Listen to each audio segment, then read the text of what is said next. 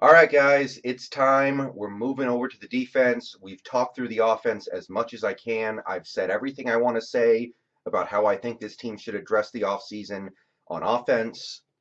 But there's the other side of the football. We got to talk about this. We got to address the defense, especially, maybe most notably, the defensive line. And, when you're thinking about the Seahawks and the kind of team they were last year, if you were to talk about what part of the team disappointed you the most, offensive line might be first, but other than that, I think just about everybody would say defensive line. Probably other than Puna Ford and to a certain extent Clowney, we just didn't get what we needed out of the guys up front.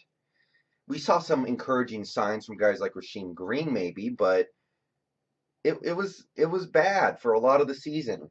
And I think that on the defense, the most important position for us to address this offseason is probably a defensive end. And tackle is very important as well, and I will definitely get to that in my next video. But for today, we're just going to focus on defensive ends. So, a couple of caveats before I get into things. Number one, I firmly believe the right way to attack this issue with our team is to go into free agency. I want to get some veterans who have proven they know what they're doing in the NFL because we need guys to be good right now. We need defensive players who can be good week 1 of 2020. We don't need somebody who's going to take half the season to learn. We don't need somebody who's going to finally start making contributions in week 12 or 13. We need people who can contribute the whole season. And in my opinion, especially when you're picking low in the draft like the Seahawks are, you're just probably not going to find defensive ends who are able to contribute to that level in the draft. So I'm going to heavily focus on free agents. I have 11 free agents lined up here just to give you guys a sneak peek. Second point is some of the guys I'm listing either are franchise tagged or will be franchise tagged. I realize that, and that probably takes them out of the running. But I listed them anyway because some of them are so good they still need to be discussed. And strange things can happen with a franchise tag. It can be withdrawn, right? The team could just decide, fine, go. I think, I don't know if it's happened before, but I know it can happen. So, a couple caveats before we get started here. Let's start with the guys that we have.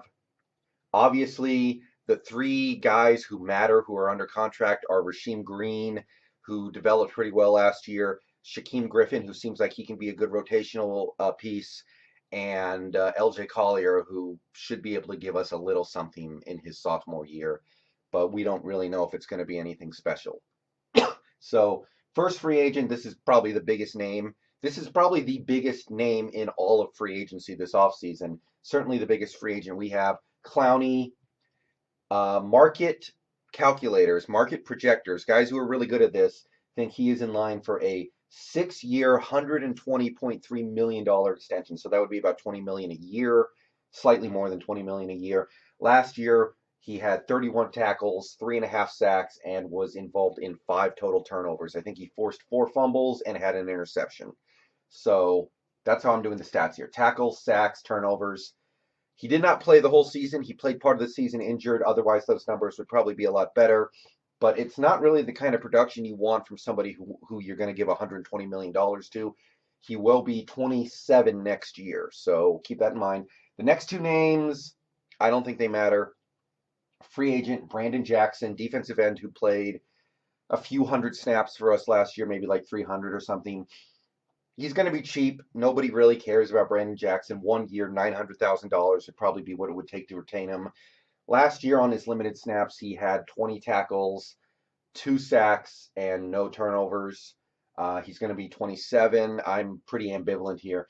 Final name, Ezekiel Anza. And I don't think this guy's going to be back because it just didn't work out. It would probably be very cheap to bring him back. I'm thinking 1 year, $2.5 million, because he basically no-showed his whole year outside of maybe 3 games, and then he got hurt like 8 different times. In his limited action last year, like, maybe 200, 250 snaps, I think. 18 tackles, 2.5 sacks. I think he forced 2 fumbles, and he's going to be 31. So I think he's gone. You could certainly retain him for cheap, which would not be the worst thing ever, but he doesn't matter. Okay, let's take a look at this bountiful and talent-laden free agent pool that I really want us to hit. And as I'm getting into this, let me just say, with maybe two or three exceptions, I would be really excited to get any of these guys. And if we got a combination of two of these guys on our team next year, I would be pretty happy. It doesn't really matter to me that much who the two are. I will present an ideal scenario at the end, but just know that. Okay, first name, Everson Griffin. He got cut by the Vikings. He, according to market calculators, in line for 3 years, $30 million. Pretty reasonable given that he had a really nice year last year. The numbers are not the greatest, but he had a very good pass rush win rate. 41 tackles, 8 sacks, no turnovers involved in, but 863 snaps. So he played a lot of snaps. That's over 50 a game, so he played a lot of snaps. If he came here, maybe we could put him on a snap restriction and maybe get a little more production per snap out of him. Gonna be 32, not the best, but that's why he's not demanding massive money. So Everson Griffin, there have been rumors he's going to go back to the Vikings on a reduced deal, so maybe he's already going to be off the table before free agency starts. But for now, Everson Griffin, pretty good. Next name, Robert Quinn. This guy I really like. 3 years, 35.5 million is what the experts say he's going to get, more or less. Had a really nice year last year for the Cowboys. 34 tackles, 11 and a half sacks. 11 and a half sacks, remember that number. 2 turnovers forced. I think he forced 2 fumbles. And he only had 660 snaps, not even 660 snaps. So, odds are he's not a full-time defensive end, but you're getting a lot of production per snap out of him. So he would be really good in my opinion. He's only going to be 30 next year, so a 3-year deal is not crippling at all. Next name, I'm not crazy about, but he's been better than this in the past, and a lot of people think he's better than he looked last year. Leonard Williams got traded from the Jets to the Giants. Doesn't seem like the Giants are overly excited about trying to keep him. Going to come into an extension that projects to be about 5 years, 41.3 million. So he's a lot cheaper than some of these options, but there's a reason for that. 46 tackles last year. I think he played in 15 or 16 games, so a lot of tackles, but only 1/2 a sack. He was involved in 1 turnover. I think he forced 1 fumble and 749 snaps. So he was on the field. He just didn't get sacks. And a lot of people have said Leonard Williams is going to be a great pass rusher one day. It just hasn't happened yet, and they've been saying that for years. He is only 26, so he is kind of young. Obviously, he got traded last year, and who knows what that could have done to him. Who knows how the Giants were using him, but can't really get excited about that one outside of the fact that it would be a pretty good per year number. Next name, Vic Beasley.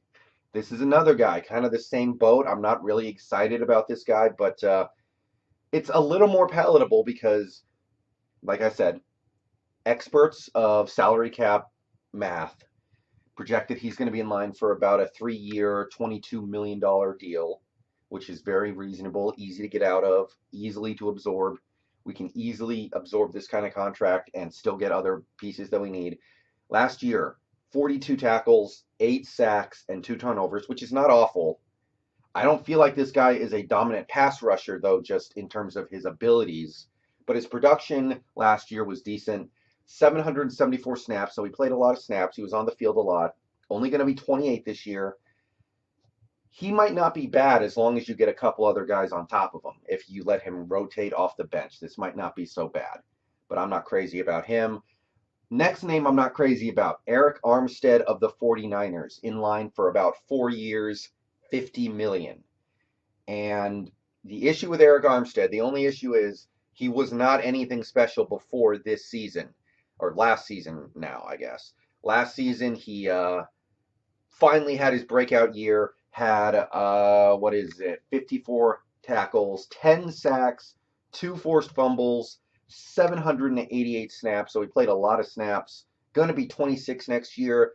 Seems like the sky's the limit, but before his contract year, Eric Armstead was nothing special.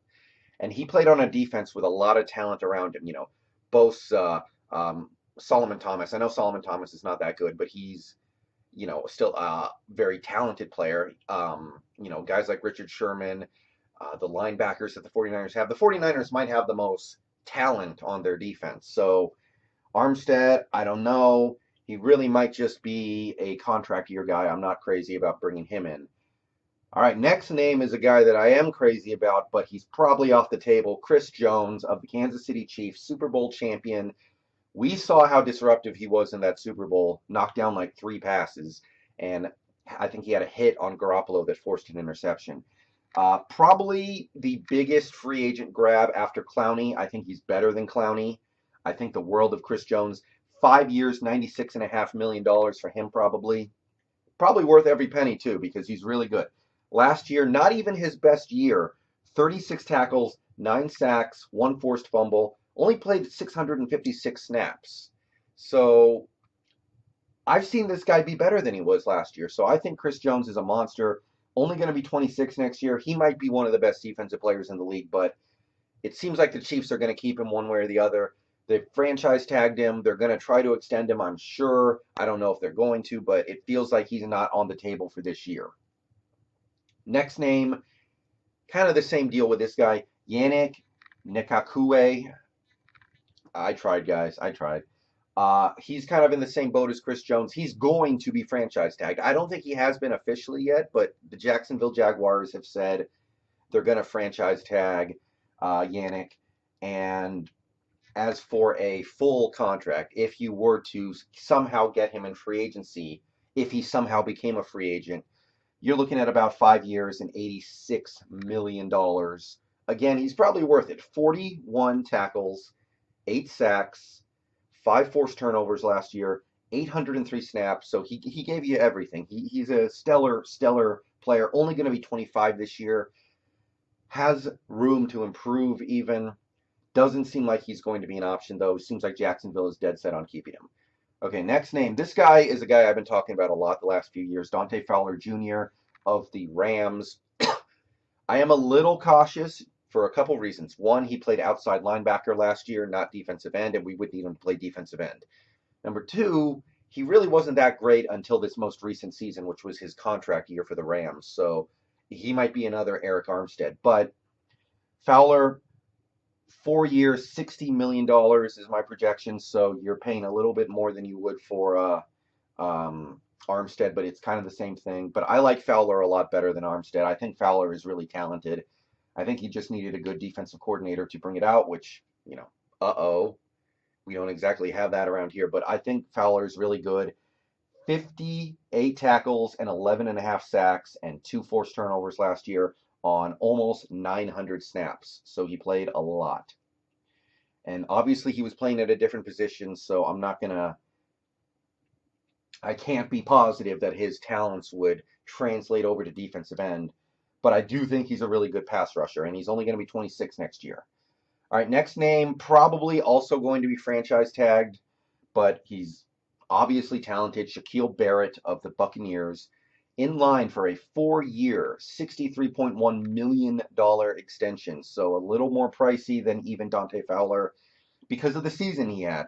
58 tackles, 19.5 sacks, which was league leading, almost broke the record, and 7 turnovers. 917 snaps, so he played a ton. That is, close to 60 snaps a game. Absolutely incredible year. Again, contract year, but regardless, he's clearly good. He was good in Denver too. He just didn't get to play that much. Only going to be 27 next year. Feels like he's not an option, but you never know. Marcus Golden. Now we're getting down into the guys who might be slight sleepers. Marcus Golden played on the Giants last year, had a nice season, really effective for them. I think he played more linebacker for them, but his talents do translate as a pass rusher. Probably going to be in line for a 4-year, $54.2 million contract. 72 tackles last year, 10 sacks, no turnovers, 940 snaps almost. 940. That's a lot.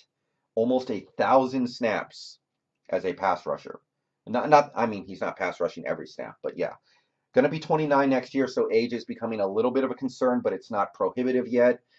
This guy might be a steal. This guy might be the kind of guy who you get for, 12 mil a year, and then he goes out there and gets 14 sacks. You know, those guys happen, and Marcus Golden really might be that guy. I really like that. Last name. This is another guy. Played linebacker in Baltimore. Outside linebacker. I don't know what happens if you ask him to put his hand down in the dirt on every play and rush the passer 95% of the time. But Matthew Judon of the Baltimore Ravens, due for a 4-year, $65.3 million extension. So it's a lot of money to find out if he can play defensive end full time, but it seems like he can. I'm not sweating that too much. Um, Last year for Baltimore, 54 tackles, 10 sacks, 4 turnovers. Really nice numbers. 807 snaps. He played a good number of snaps, and he's only going to be 28, so age is not really a concern yet. He would be a really nice grab too. So those are the free agents. There are a lot of them. Like I said, with maybe 2 or 3 exceptions, I like all of these guys. Bring me 2 of these guys going into next season, and I'll find a way to get happy about it. All right. Real quick, we're going to touch on the draft, but this is going to be quick because I don't want us to address defensive end through the draft. In my opinion, we need a stud pass rusher now, and the odds of getting a player in the draft who is day one going to be a stud pass rusher is slim to none. Okay? If you look at some of the, unless you're picking in the top 5 or top 10, right? Then maybe you can go get a Bosa brother.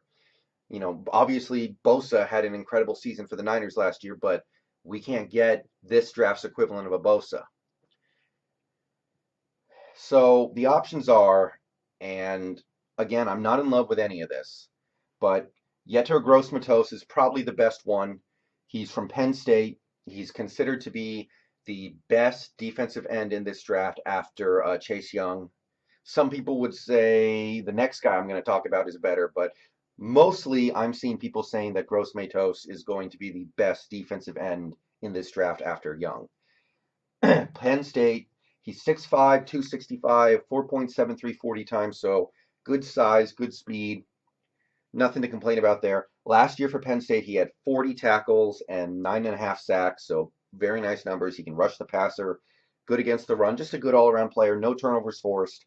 He projects to go in the first or second round. Seems like we could get him in the first if we wanted to. Maybe he falls through to the second because he didn't have the greatest combine ever, but it probably would have to be the first round pick, which is why I'm not crazy about it.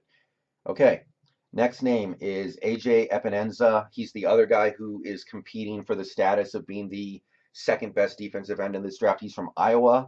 He's a little bigger and slower than Gross-Matos. I might be mispronouncing that name, by the way. Sorry, but so be it. Last year for Iowa, 49 tackles, 11.5 sacks, and 4 turnovers. And he also projects to be in the first to second round. The one thing I don't really like about AJ is that a lot of people seem to think he projects better as a 3-4 lineman instead of a 4-3 lineman. So if that's the case, that tells me he's not quite going to be what we need. We need an edge rusher. And it sounds to me like he might not be the edge rusher archetype. I don't want to get another LJ Collier, is the thing. Next name is John Greenard from University of Florida. 6'3", 263 pounds, 4.76 40 time. A little bit more of an edge rusher, I think. So I like this one probably the best of everything up here in terms of the capital we'd have to spend. 50 tackles, 9.5 sacks, 4 turnovers involved in last year. So if we did decide to address the defensive end position through the draft, I like Greenard probably the most. He had good production as a rusher last year, and you could get him in the first, second, maybe even third round. He projects to fall somewhere in there. So there's the possibility you could get him as late as the third, which I like. Next name is Terrell Lewis from Alabama. He's 6'5", 254, 4.71. So another, he looks like a speed rusher. He looks like he's going to be the kind of guy who gets to the quarterback quickly, which I like. Last year, 31 tackles, 6 sacks, no turnovers. So the stats are not great. I assume, and I don't watch every Alabama game, and I couldn't find any advanced stats on this. I'm assuming in a defense like Alabama's defense, you don't get on the field as much because they have so much talent. They're rotating players in and out. But he's clearly talented, also projects somewhere between the first round and the third round. And the final name, Marlon Davidson from Auburn. Not in love with this. He strikes me as another guy who's not really a speed rusher. 6'3", 278 pounds, so he's a little hefty. Also a little slow, 4.85 40 time.